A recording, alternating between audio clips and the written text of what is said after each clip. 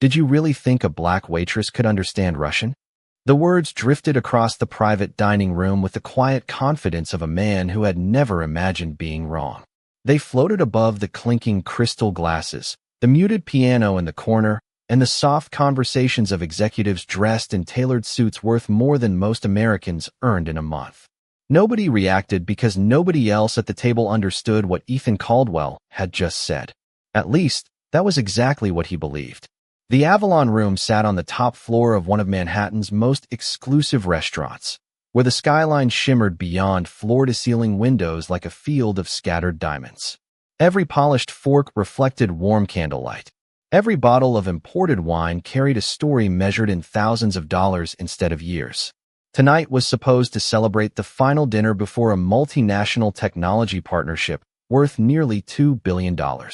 Investors had flown in from New York, Chicago, London, and Moscow. Every handshake mattered. Every word carried weight. Or so everyone thought. Moving quietly between the tables was Naomi Brooks, 26 years old, wearing a perfectly pressed black server's uniform and comfortable shoes that had already carried her nearly 8 miles since the beginning of her shift. She balanced crystal glasses with steady hands, replaced linen napkins before anyone noticed they had slipped, and somehow managed to become invisible in a room full of people who rarely looked beyond titles and tailored jackets. Most guests never learned her name. To them, she was simply the waitress. Ethan barely glanced at her as she refilled his water.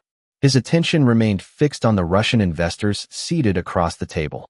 A confident smile curled across his face before he leaned slightly toward one of them and spoke again in flawless Russian, his voice calm enough to avoid attracting unwanted attention.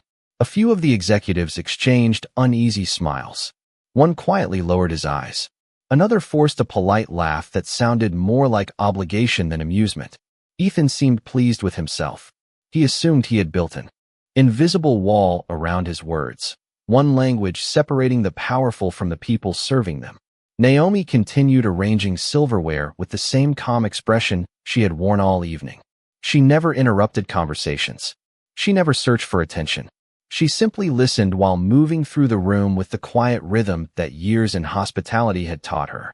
A passing guest noticed something curious as she walked by. Resting on a nearby service cart was a small leather notebook. For just a brief second, its pages shifted beneath the air conditioning vent, revealing neat handwritten notes filled with unfamiliar Cyrillic letters before Naomi gently closed it without a word. No one seemed to notice except an older gentleman seated near the far end of the table. His silver hair framed thoughtful eyes that lingered on the notebook a heartbeat longer than everyone else's. He said nothing. Instead, he slowly returned to his glass of sparkling water while Ethan laughed once more in Russian, convinced the evening still belonged entirely to him. What he could not possibly know was that the language he believed made him untouchable was about to become the very thing that unraveled everything he had carefully built. The dinner continued as though nothing unusual had happened, yet the atmosphere had begun to shift in ways that could not be measured by the stock market or written into a contract. Success often made people believe they understood every room they entered, and Ethan Caldwell had lived with that illusion for so many years that confidence had quietly become certainty. At 39, he was celebrated on magazine covers, invited to exclusive conferences, and praised as one of the sharpest business minds in America. Financial reporters admired his discipline. Investors admired his instincts. Young entrepreneurs copied the way he dressed, the way he negotiated, even the way he paused before answering difficult questions. They believed every calculated silence revealed wisdom. Few realized that silence could also conceal arrogance. Ethan had built Caldwell Ventures from a modest investment office into a multinational firm worth billions of dollars, acquiring technology companies across Europe and Eastern Europe with remarkable speed. During those years, he had insisted on learning Russian, believing that speaking the language personally gave him an advantage over competitors who relied on interpreters. Eventually, the language stopped being only a business tool. It became something else, a private space where he could make observations that he assumed no one else in the room would ever understand. That habit had followed him into restaurants, boardrooms, private flights, and charity galas. Every time he switched languages, he felt invisible behind his own words. Across the dining room, Naomi Brooks continued serving each guest with the same quiet professionalism she offered everyone else. She greeted every table with genuine courtesy, remembered drink preferences without writing them down, and somehow anticipated requests before anyone raised a hand.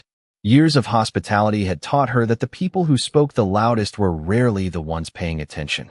She had learned to observe instead of interrupting. She noticed who thanked the staff and who ignored them. She noticed who smiled only when cameras were nearby. She noticed who treated kindness like a transaction instead of a choice. Her shift manager often joked that Naomi possessed an unusual memory because she could remember hundreds of guests by face alone. The truth reached much deeper than memory. Naomi had spent much of her childhood outside the United States after her grandmother accepted a teaching position overseas. Languages had surrounded her long before she understood how unusual that experience really was. She never considered those years extraordinary. To her, they simply felt like home. That was why she never corrected customers who assumed she spoke only English. She had discovered long ago that people revealed their character most honestly when they believed no one truly understood them. At the far end of the room, the silver-haired gentleman quietly watched the evening unfold with patient curiosity. His name was Viktor Sokolov, founder of one of the largest cybersecurity companies in Eastern Europe and an influential guest whose signature alone could determine the future of partnerships worth hundreds of millions of dollars. Unlike most people in the room, Viktor spent more time observing than speaking. He had noticed Ethan's repeated remarks in Russian. He had also noticed Naomi's expression remained perfectly composed each time those words crossed the room. He gently rotated the crystal glass in his hand, studying the reflections dancing across its surface, almost as though he were waiting for something that only experience had taught him would eventually arrive. Sometimes the most important moment of an evening did not begin with the loudest voice. Sometimes it began with the quietest person deciding that silence had lasted long enough. Naomi Brooks had long ago discovered that people rarely revealed who they were during moments of comfort. They revealed themselves when they believed someone beneath them could not answer back. That lesson had not come from a classroom. It had come from years of watching conversations unfold across restaurant tables, airport lounges, hotel ballrooms, and crowded coffee shops where expensive watches often spoke louder than simple kindness.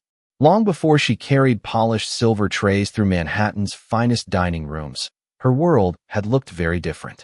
When she was 8 years old, her grandmother accepted a university position in Riga, where she taught comparative literature to international students from across Eastern Europe. Naomi followed her without complaint, trading familiar streets for snowy winters, unfamiliar alphabets, and neighbors whose first language sounded like music built from sharp consonants and gentle pauses. Most children learn new words because teachers assigned homework. Naomi learned because the elderly woman who lived downstairs insisted she stay for warm soup after school and refused to speak English. She learned because local children invited her into playground games without changing languages for her convenience. She learned because every bookstore, train station, grocery store, and neighborhood celebration became another classroom. Russian gradually became less like a foreign language and more like another window through which she understood the world.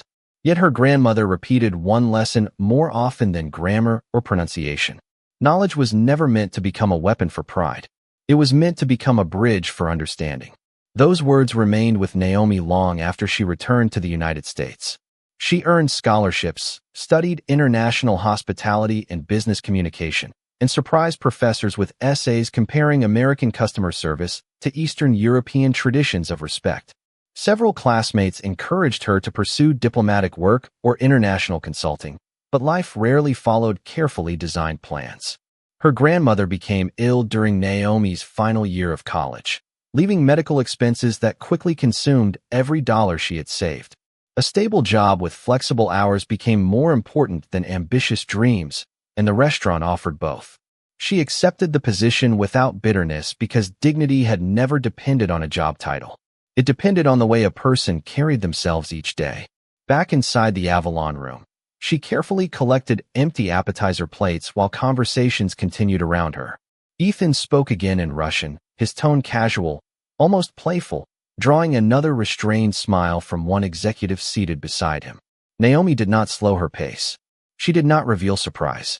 She simply placed each plate onto her serving tray with calm precision, as though every word drifting across the room belonged to the background music instead of to her. Across the table, Viktor Sokolov quietly noticed something that everyone else missed. It was not a change in Naomi's expression because there was none. It was the remarkable discipline required to hear every sentence perfectly and still refuse to interrupt another person's dignity with unnecessary confrontation. Viktor lowered his eyes for a thoughtful moment before glancing toward Ethan once again. Experience had taught him that intelligence often entered a room without announcing itself. Pride usually did the opposite. And somewhere between those two forces, the evening continued moving toward a moment that none of the investors had scheduled, but one that every person in the restaurant would remember long after the contracts were forgotten. The first course disappeared beneath polished silver lids, replaced by handcrafted seafood and carefully selected wines whose names sounded almost as prestigious as the people drinking them. Laughter returned to the table, but it carried an uneasy rhythm, as though a few guests sensed something they could not quite explain. Ethan Caldwell remained completely at ease. Confidence had always rewarded him before, and tonight felt no different. He leaned back in his chair, adjusted the cuff of his navy suit, and resumed speaking in Russian with effortless fluency. Each sentence sounded smooth, almost elegant, yet beneath the polished pronunciation hid another quiet remark at Naomi's expense. He questioned how someone like her could ever belong in a restaurant that catered to billion-dollar negotiations. He joked that expensive dining rooms often hired people who looked pleasant but understood very little. Two executives forced polite smiles, uncertain whether to laugh or remain silent. One glanced toward the windows overlooking Manhattan instead. Another focused on cutting his steak with unusual concentration. They understood every word, yet none of them challenged the comments. Sometimes discomfort wore the same expression as agreement. Naomi approached with another bottle of sparkling mineral water, asking each guest if they wished for a refill before carefully pouring without spilling a single drop. Her voice remained warm, measured, and professional. She thanked every person who acknowledged her and offered the same respect to those who barely noticed she existed. Ethan watched her from the corner of his eye before quietly delivering another sentence in Russian, this one followed by a confident smile that invited the others to share the joke. A brief chuckle escaped from one younger executive before quickly fading when no one else joined him. Viktor Sokolov observed the exchange with growing interest. He had negotiated across 4 continents, worked beside presidents, entrepreneurs, and diplomats, and learned that language always revealed far more than vocabulary. It revealed character. Every unnecessary insult diminished the speaker more than the target. He gently placed his fork beside his plate and reached for his glass without saying a word. Across the room, a violinist began performing a soft arrangement of a familiar classical melody. The notes floated through the restaurant with graceful precision, creating the kind of atmosphere wealthy guests expected when discussing life-changing investments. Naomi recognized the melody immediately. She had heard it countless times during winter festivals overseas, where musicians performed for families gathered beneath strings of warm lights.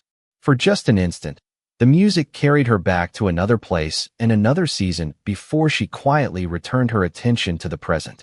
As she passed Ethan's chair once more, a folded linen napkin slipped from the edge of the table. Naomi caught it before it reached the floor, replaced it with a fresh one, and offered a courteous smile. Ethan responded with another sentence in Russian, convinced he remained hidden behind words no server could possibly understand. Viktor noticed Naomi pause for less than a heartbeat before continuing exactly as before. No irritation crossed her face. No pride. No fear. Only remarkable self-control. He slowly nodded to himself, as though an invisible puzzle had finally begun fitting together. Around them, conversations continued, glasses clinked softly, and the skyline shimmered beyond the glass walls, unaware that the balance of the evening had already started to shift. The next few minutes would not change because someone raised their voice. They would change because truth had waited patiently while arrogance kept talking. Dessert menus had not yet reached the table, but the conversation had already moved beyond quarterly projections and market forecasts. The executives spoke about expansion into new regions, artificial intelligence, cybersecurity, and the growing value of trust in international business. Ironically, the word trust appeared again and again while respect quietly disappeared from one end of the table. Ethan Caldwell seemed energized by the attention surrounding him.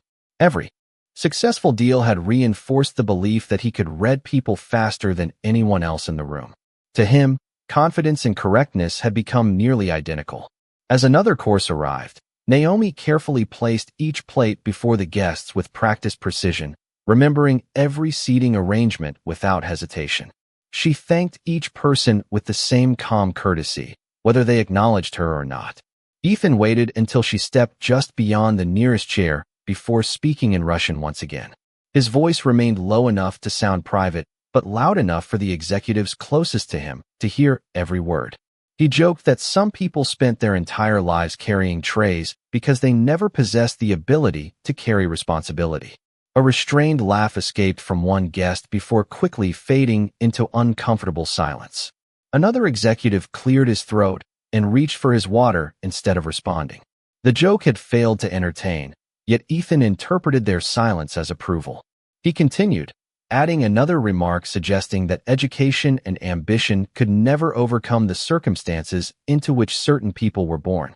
The words floated across the polished table with the confidence of someone convinced they would never be understood by their true audience.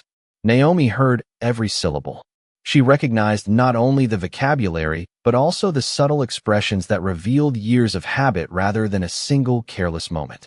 Even so, her hands remained steady as she refilled a glass of sparkling water for an elderly guest before offering fresh bread to another. She neither hurried nor slowed her pace. Her professionalism created a quiet contrast that no one consciously acknowledged, yet everyone could somehow feel. Viktor Sokolov observed the exchange with increasing attention. He had spent decades negotiating with people from different cultures, and one lesson had never failed him. The strongest person in a difficult conversation was usually the one who controlled their emotions rather than the one who controlled the volume of the room. He noticed that Naomi never reacted to the insults, but he also noticed something else. Each time Ethan finished speaking, Naomi's eyes reflected not hurt or anger but careful thought, as though she were weighing the value of every possible response before deciding that silence still served a greater purpose. Around them, the restaurant continued its elegant rhythm. Crystal glasses reflected the glow of chandeliers. Soft piano notes blended with quiet conversations from neighboring tables. Outside, the lights of Manhattan stretched toward the horizon beneath a clear evening sky. Nothing about the setting suggested conflict, yet an invisible tension had settled over the private dining room. Even the executives who did not understand Russian sensed that something beneath the polished smiles had become increasingly uncomfortable. Ethan mistook that growing silence for admiration. Victor recognized it for what it truly was. A room full of successful people had begun waiting for a moment they could not yet predict, while Naomi, with remarkable patience, continued serving every guest as though dignity itself required no audience and no applause. The final dinner course arrived beneath polished silver covers, and for a brief moment the room returned to the comfortable rhythm everyone had expected when the evening began. Waitstaff moved with quiet precision. Glasses were refreshed before they became empty. Conversations drifted from business to travel, from market trends to family traditions. It felt like the perfect ending to another successful gathering. Ethan Caldwell believed the night belonged to him. His latest presentation had impressed the investors. His confidence filled the room, and every person at the table seemed willing to follow his lead. As Naomi stepped beside him to place a dessert plate on the linen tablecloth, Ethan leaned slightly toward the executive seated next to him and spoke once more in Russian. This time his smile carried an unmistakable sense of victory. He remarked that some people were fortunate simply to stand near successful individuals because they would never experience real achievement themselves. Then, with a quiet laugh, he added another comment suggesting that the woman serving dessert probably could not even recognize the language being spoken around her. The words faded into the soft music. Naomi finished placing the plate exactly where it belonged. She adjusted the dessert fork by less than an inch, ensuring it aligned perfectly with the edge of the charger plate. Then she gently folded her hands in front of her apron. For the first time that evening, she looked directly at Ethan. Her expression remained calm. There was no anger in her eyes, no satisfaction, only quiet composure. The room continued moving until she spoke in flawless Russian. Her voice was smooth, respectful, and unhurried, carrying the natural cadence of someone who had lived with the language rather than merely studied it. She thanked Mr. Caldwell for his observations, then politely explained that one small grammatical choice in his previous sentence sounded unnatural to native speakers because he had selected a formal construction where a conversational expression would have been more appropriate. She even offered the correct phrasing with gentle courtesy, as though helping a guest pronounce the name of a menu item correctly. Time seemed to pause. The pianist continued playing, yet somehow every note felt distant. One executive slowly lowered his fork onto the plate. Another looked from Naomi to Ethan without saying a word. A server standing near the entrance froze for a heartbeat before quietly continuing toward another table. Viktor Sokolov did not appear surprised. Instead, the corners of his mouth lifted into the faintest smile of recognition. He had suspected the truth from the moment he noticed the notebook filled with Cyrillic handwriting. What impressed him was not Naomi's remarkable command of the language. It was the dignity with which she chose to reveal it. She had not embarrassed Ethan. She had not raised her voice. She had not repeated his insults for the room to hear. She had corrected only his grammar and thanked him for allowing her to practice a language she had not spoken professionally in several years. Ethan's confident smile disappeared almost instantly. His eyes searched the faces around the table, looking for reassurance that never arrived. Several executives who understood Russian avoided meeting his gaze altogether. Others looked at Naomi with entirely new respect. In less than a minute, the invisible wall Ethan believed language had built around his words had quietly disappeared. What remained was something far more difficult to ignore. Character had finally become visible, and no amount of wealth could translate it into something it was not. No one reached for another bite of dessert. The silence settling over the private dining room carried more weight than any speech delivered that evening. Ethan Caldwell remained motionless for a moment, as though his mind had not yet accepted what had just happened. The language he had treated as a private shield had suddenly become a mirror, reflecting every careless word back toward the people whose respect mattered most. Naomi simply offered a courteous nod before preparing to continue her duties, fully expecting the evening to move forward. She had not spoken to embarrass anyone. She had spoken because dignity did not require anger to defend itself. Before she could take another step, Viktor Sokolov slowly placed his linen napkin beside his plate and rose from his chair. Every conversation in the room seemed to fade at once. Viktor was not known for dramatic gestures. Throughout his career, he had built his reputation on measured decisions and carefully chosen words. That was precisely why everyone turned their attention toward him. He looked first at Naomi with genuine appreciation before addressing Ethan in calm, fluent English. He said that remarkable language skills were always impressive, but what had impressed him even more was the discipline required to remain respectful after hearing repeated insults. His voice never became louder than necessary. It did not need to.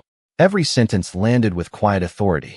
Ethan attempted a restrained smile, suggesting that everyone had misunderstood an unfortunate joke made in the middle of a relaxed dinner conversation. Viktor listened without interruption. When Ethan finished, Viktor gently shook his head. He explained that humor only worked when everyone could laugh together. If understanding was deliberately hidden from one person while that individual became the subject of the conversation, it was no longer humor. It was simply disrespect disguised as confidence. Several executives lowered their eyes. Others slowly nodded without realizing they were doing so. The observation required no further explanation. Viktor then turned back toward Naomi and, this time in Russian, thanked her for demonstrating something far more valuable than linguistic talent. He thanked her for proving that education could strengthen humility instead of pride. Naomi answered briefly in the same language, expressing gratitude for his kindness while emphasizing that every guest deserved the same level of courtesy regardless of the circumstances. Viktor smiled with unmistakable respect before returning to English, so everyone present could understand his next words. He explained that international business depended on trust long before contracts were signed. Companies invested in strategies. People invested in character. A person's treatment of those who held no power over their success often revealed how they would eventually treat partners once the paperwork was complete. The statement lingered in the room long after he finished speaking. Ethan looked around the table once again, searching for familiar support. Instead, he found thoughtful expressions replacing polite smiles. The younger executive who had laughed earlier now seemed deeply uncomfortable. Another investor quietly set aside his notes without saying a word. Even those who had not understood a single sentence of Russian now understood exactly what had happened. Naomi excused herself with the same professionalism she had shown from the beginning of the evening and continued serving another nearby table. She neither celebrated nor looked back. Yet as she walked away, the balance of the room had unmistakably changed. Wealth still occupied the finest chair, but respect had quietly chosen someone else. The dinner concluded with polite handshakes, measured smiles, and conversations that sounded almost identical to those from the beginning of the evening. Only the meaning behind those conversations had changed. As guests gathered their jackets and prepared to leave the Avalon room, the discussions no longer centered on projected revenue or international expansion. Instead, they quietly reflected on the unexpected lesson that had unfolded without raised voices or dramatic confrontation. Viktor Sokolov remained near the window overlooking Manhattan while several executives approached him individually, hoping to continue the business discussion in private. More than one asked whether the partnership announcement would proceed according to schedule. Viktor answered each question with the same calm professionalism. The financial opportunity remained attractive, he explained, but long-term partnerships demanded confidence in leadership as much as confidence in numbers. Strong balance sheets could be audited. Character required closer observation. Those words spread naturally through the room, without anyone needing to repeat the details of what had happened.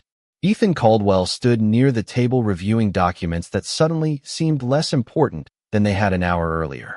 No contract had been canceled. No accusation had been made. Yet something far more valuable had become uncertain. He noticed subtle changes in the behavior of people who had admired him only moments before. Conversations paused when he approached. Responses became shorter. Smiles looked more professional than personal. Years of experience in corporate negotiations allowed him to recognize shifting dynamics almost instantly. For the first time that evening, he realized the greatest loss had not been public embarrassment. It was the quiet erosion of confidence that occurred when respected colleagues began questioning someone's judgment instead of simply admiring their success. Across the restaurant, Naomi helped clear the final tables with the same steady focus she had maintained throughout her shift. Another server quietly asked how she had remained so composed. Naomi simply smiled and answered that every guest deserved professionalism, especially during difficult moments. She offered no criticism of Ethan and shared none of the private remarks she had heard throughout the evening. To her coworkers, the conversation ended there. Her purpose had never been to win an argument. It had been to avoid losing herself. Before leaving, Viktor walked across the dining room and thanked the restaurant manager for an exceptional evening. Then he asked whether Naomi might have a moment after finishing her responsibilities. The manager nodded with obvious pride. When Naomi approached, Viktor handed her a simple business card bearing only his name and direct contact information. He explained that his company regularly welcomed professionals who understood international cultures, languages, and the importance of treating every person with respect. He encouraged her to contact him whenever she felt ready to explore new opportunities. Naomi accepted the card with sincere appreciation, but without excitement or surprise. She thanked him warmly and returned it carefully to the small notebook she carried in her apron pocket beside pages filled with handwritten Russian vocabulary. Viktor wished her continued success before quietly departing into the Manhattan night. Naomi watched the elevator doors close, then turned back toward the dining room to help polish the last remaining glasses. The chandeliers still reflected across the crystal just as they had hours earlier, but the room somehow felt different. Wealth had filled every chair that evening. Integrity had quietly become the most valuable thing anyone carried home. 3 months passed, and Manhattan welcomed another crisp evening beneath a sky filled with the familiar glow of office towers and city lights. The Avalon room looked exactly as it had before, its crystal chandeliers casting warm reflections across polished tables, its quiet elegance unchanged by the countless business dinners that had followed. Yet for a few people, that room would never feel quite the same again. Naomi Brooks no longer wore a server's uniform. After thoughtful conversations with Viktor Sokolov and several weeks of interviews, she had accepted a position as Director of International Client Relations for his expanding technology company in New York. Her responsibilities now included guiding global partnerships, preparing multicultural negotiations, and mentoring young professionals entering international business. Colleagues admired her calm judgment long before they discovered how many languages she spoke. She never mentioned the evening that had unexpectedly changed her career. When new employees asked where she had learned to remain so composed during difficult conversations, she simply smiled and answered that respect was easiest to practice when it was hardest to receive. On that same evening, another executive conference brought familiar faces back to the restaurant. Ethan Caldwell entered with the same tailored suit and polished appearance that had once commanded immediate attention. His company remained successful. His financial accomplishments had not disappeared, yet something within him had quietly changed. Confidence still accompanied him, but certainty no longer did. As he approached the reception desk, he noticed Naomi speaking with several international guests who had arrived early for another event. She greeted them with effortless warmth, moving naturally between English and Russian before welcoming another visitor in Latvian. The conversation flowed with quiet grace, not to impress anyone, but simply to help every guest feel understood. Ethan waited until the discussion ended before walking toward her. For a brief moment, neither of them spoke. Then he offered a sincere smile unlike any expression he had worn during their first meeting.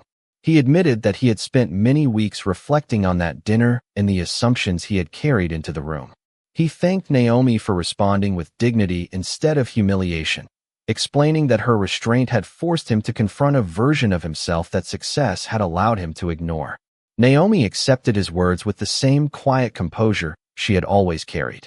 She told him that every person deserved the opportunity to grow beyond yesterday's mistakes if they were willing to face them honestly. No lecture followed. No celebration. Only mutual respect standing where pride had once lived. As Ethan extended his hand, Naomi shook it with genuine kindness before wishing him success in his future work. Their paths soon separated once again, disappearing into different conversations beneath the soft glow of the chandeliers. Some guests remembered the evening because an accomplished businessman had been corrected in flawless Russian. Others remembered it because an unexpected career had begun that night. But those who truly understood what happened carried away a different lesson altogether. Wealth may open the finest doors, influence may command the loudest introductions, and intelligence may win the toughest negotiations, but character remains the only language that never requires translation. In the end, the most powerful person in the room was never the one with the largest fortune. It was the one who chose dignity when pride offered an easier path.